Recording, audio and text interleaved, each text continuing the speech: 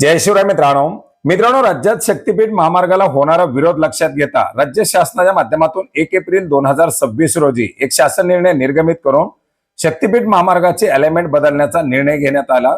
पूर्वी पवनार ते पत्रादेवी होणारा मार्ग आता तुगाव ते बांदा या दरम्यान होणार आहे। याच्यामध्ये विरोध होत असलेला काही जो भाग आहे हा भाग वगळून याच्यामध्ये नवीन गावाचा नवीन जिल्ह्याचा समावेश करण्यात आला।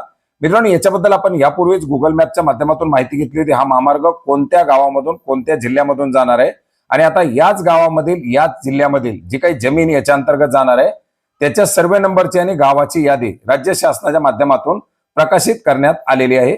मित्रांनो, 5 मे 2026 रोजी राज्य शासनाच्या माध्यमातून वर्धा ते सिंधुदुर्ग या दरम्यान असलेल्या सर्व जिल्ह्यातील सर्व गावाची आणि त्या गावातील जी जमीन जाणार आहे त्या सर्वे नंबरची आणि त्या सर्वे नंबर मधील किती क्षेत्र जाणार आहे याची यादी प्रकाशित करण्यात आलेली आहे।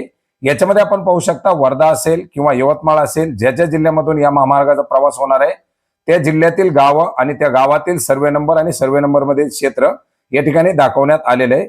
यवतमाळ नंतर नांदेड जिल्ह्यामध्ये हा महामार्ग जाणार आहे। नांदेड जिल्ह्यानंतर आपण जर पाहिलं तर हिंगोली जिल्ह्यामधून या महामार्गाचा प्रवास होणार आहे।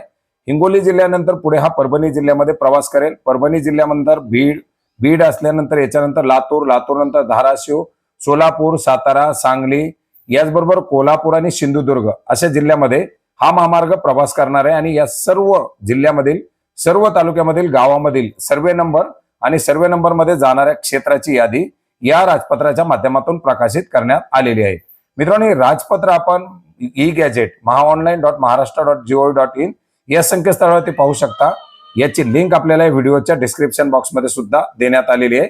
मित्रांनो, यापूर्वी सुद्धा आपण वेळोवेळी याच्या संदर्भातील जे काही महत्त्वाचे अपडेट येतील ते अपडेट घेण्याचा प्रयत्न केलेला आहे आणि याच्यानंतर जे काही महत्त्वाचे अपडेट येतील ते अपडेट सुद्धा आपण वेळोवेळी जाणून घेण्याचा प्रयत्न करणार आहोत। भेटूयात नवीन माहितीसह नवीन अपडेटसह। धन्यवाद।